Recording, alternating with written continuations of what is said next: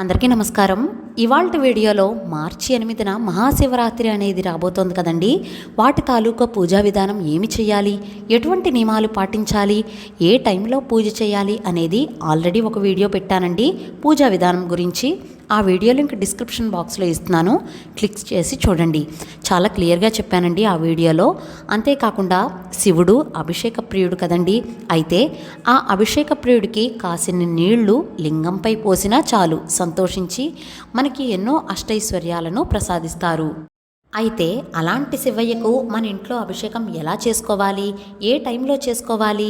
చాలా ద్రవ్యాలతో చేసుకుంటూ ఉంటాం కదా. పాలు, పెరుగు, చెరుకు రసం, చాలా రకాలతో మనం అభిషేకం చేస్తాం కదండి. ఏ ద్రవ్యంతో చేస్తే ఏ ఫలితం కలుగుతుంది అనేది ఇవాల్టి వీడియోలో చాలా డీటెయిల్డ్గా తెలుసుకుందాం.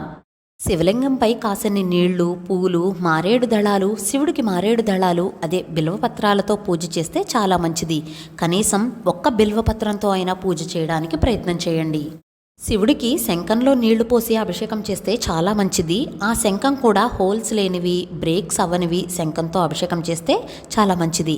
ఈ రోజున ప్రత్యేకించి బిల్వపత్రం ఉన్న నీటితో అభిషేకం చేస్తే, బిల్వపత్రం స్వామికి పూజ చేసినా సరే వాళ్ళ ఇళ్లలో దేవతలకు అంటే కామధేనువు, పాడి పంటలు సమృద్ధిగా ఉంటాయి.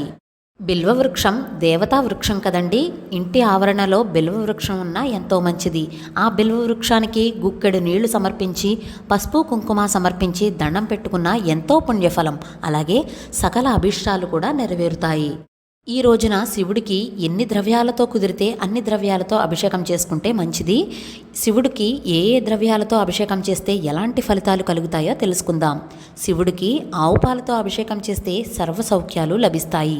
ఆవు నెయ్యితో అభిషేకం చేయడం వల్ల ఐశ్వర్యాభివృద్ధి జరుగుతుంది. అలాగే పంచామృతాలతో అభిషేకం చేయడం వల్ల దుఃఖ వినాశనం.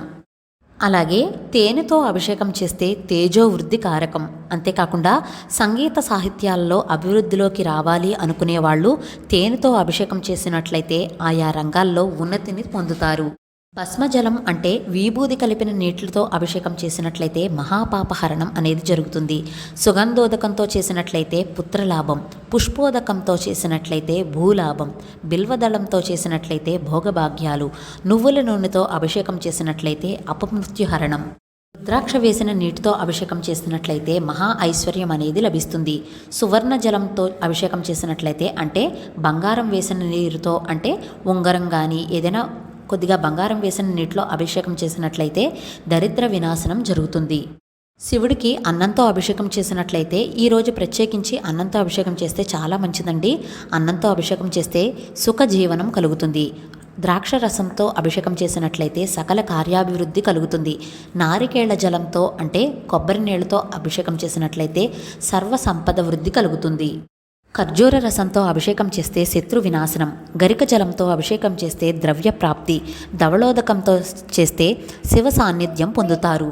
గంగోదకంతో అభిషేకం చేస్తే సర్వ సమృద్ధి సంపద కలుగుతాయి.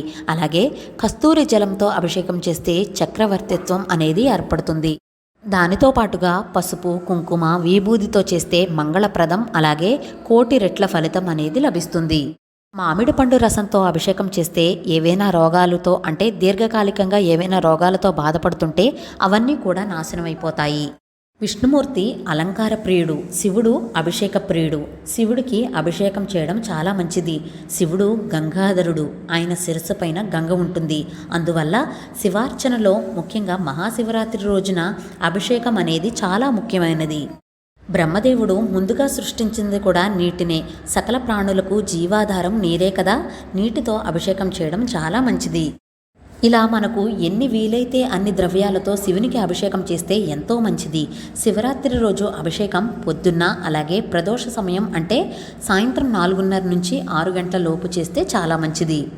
అలాగే లింగోద్భవ సమయంలో అంటే అర్ధరాత్రి 12 గంటలకు అభిషేకం చేసిన, అభిషేకాన్ని చూసినా సరే అలాగే 4 జాముల్లో పూజ చేసినా చాలా మంచిది. కాబట్టి 4 జాముల్లో పూజ చేసుకోవచ్చు.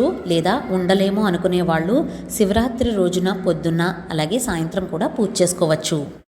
పూజ కంటే హోమం మంచిది. హోమం కంటే తర్పణం, తర్పణం కంటే జపం, జపం కంటే అభిషేకం ఉత్తమం అని శ్రేష్టమని మన పెద్దలు చెబుతారు. కాబట్టి తప్పకుండా ఈ రోజున ప్రతి ఒక్కరూ అభిషేకం చేసి ఆ శివయ్య యొక్క ఆశీస్సులు పొందాలని కోరుకుంటున్నాను. ఈ వీడియో మీకు నచ్చినట్లయితే please like, share, subscribe to my channel. Thank you for watching.